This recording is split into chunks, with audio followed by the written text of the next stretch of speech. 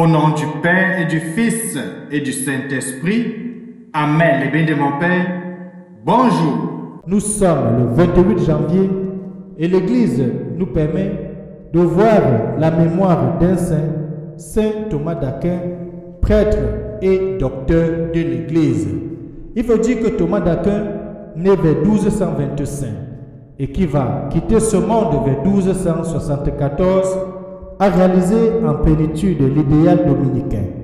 Contempler et transmettre aux autres le fruit de sa contemplation, philosophe et théologien, professeur Thomas a beaucoup réfléchi, beaucoup enseigné et beaucoup écrit, mais contemplatif avant tout, il a surtout beaucoup prié et il s'est soumis à une rude discipline pour accéder à la pure lumière. C'est donc ce saint qui va nous aider aujourd'hui à prier et à solliciter son intercession.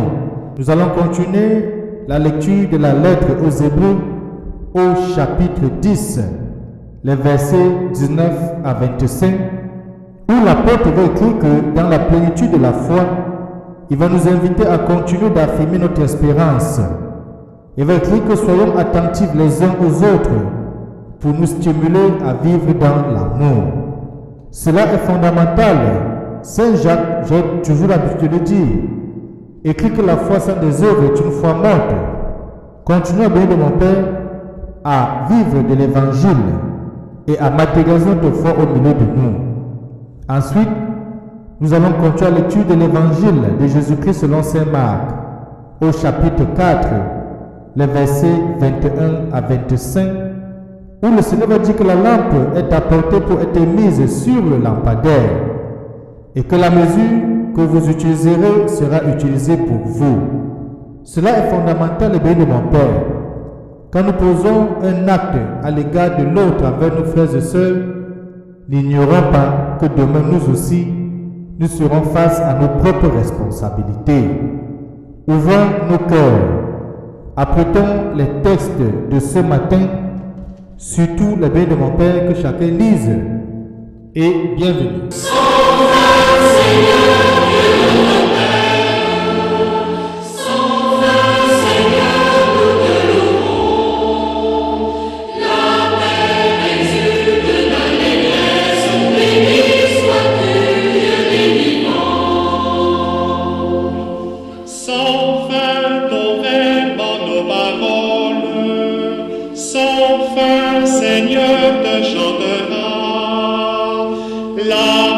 S'éveille en nos cœurs d'hommes, au nom du Fils ton bien-aimé.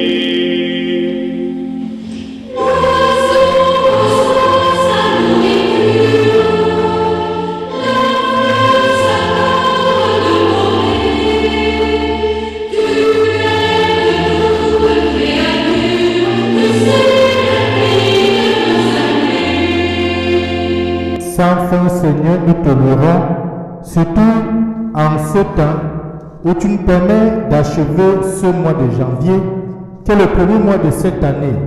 Prions le bien de mon Père.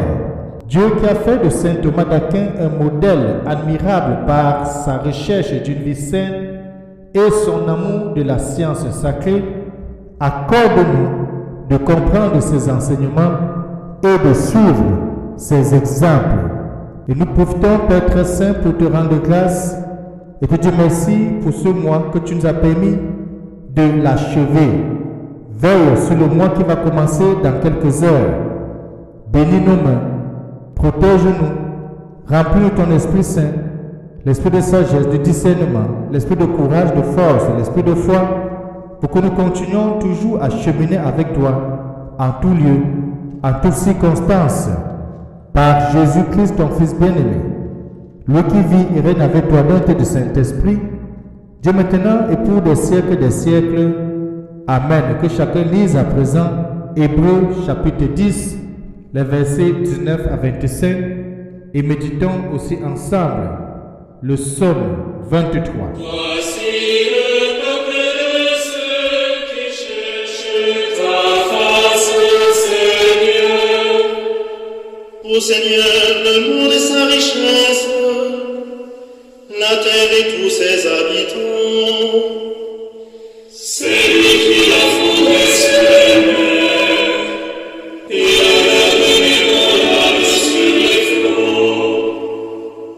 Qui peut gravir la montagne du Seigneur et se tenir dans le lieu saint?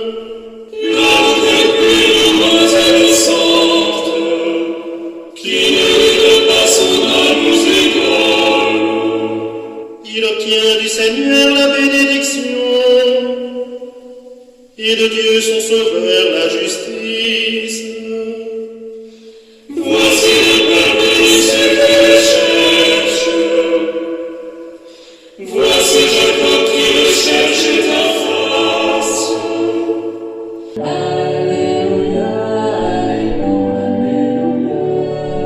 Alléluia,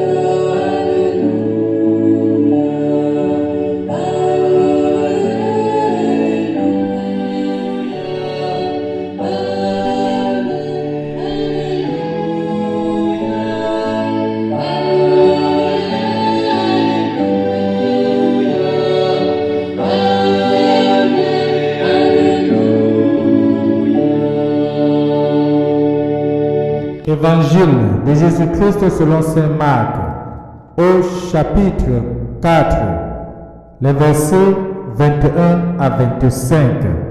En ce temps-là, Jésus disait à la foule: est-ce que la lampe est apportée pour être mise sous le boisseau ou sous le lit? N'est-ce pas pour être mise sur le lampadaire? Car rien n'est caché, sinon pour être manifesté. Rien n'a été gardé secret, sinon pour venir à la clarté. Si quelqu'un a des oreilles pour entendre, qu'il entende.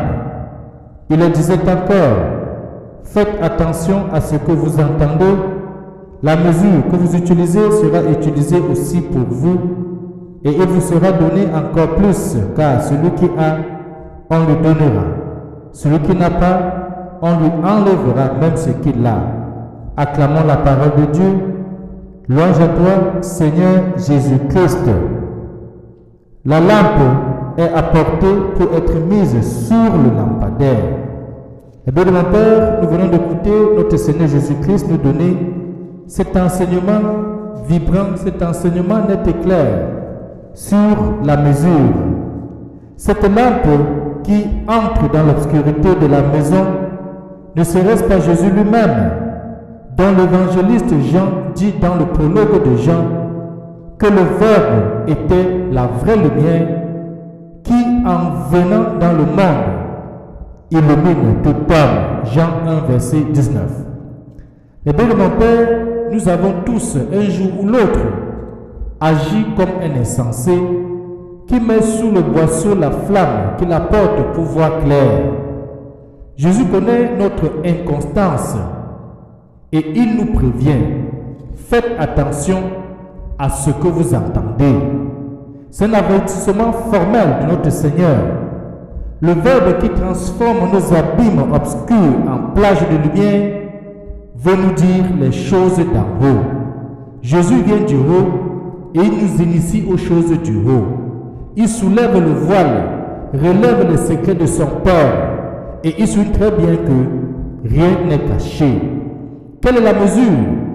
Quelle est la qualité de notre écoute? Sera-t-elle sitôt oubliée ou est-ce qu'elle continuera à porter des fruits? Rappelons-nous bien de mon Père la parabole du semeur que nous avons vu hier. La parabole sur la semence et les terres sur lesquelles la semence était tombée.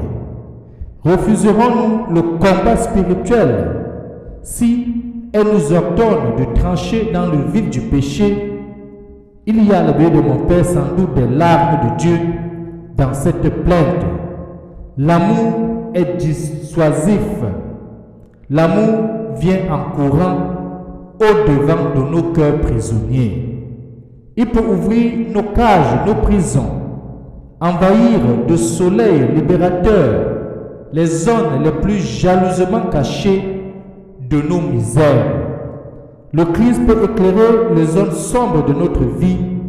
Le Christ peut éclairer le cœur meurtri. Quel malheur si notre cœur, le bien de mon Père, pour 1000 futiles raisons, refusait d'étreindre de son Dieu, refusait de s'étendre et de s'ouvrir à son Seigneur. Prions pour que nos capacités d'écoute s'élargissent et que s'affine notre sensibilité spirituelle. Alors le béni de mon Père, le secret messianique, tant attendu par le prophète, libérera le monde de nos insondables ténèbres. Et que Dieu Tout-Puissant nous bénisse et nous garde, lui qui est Père, Fils et Saint-Esprit. Amen. Bonne journée.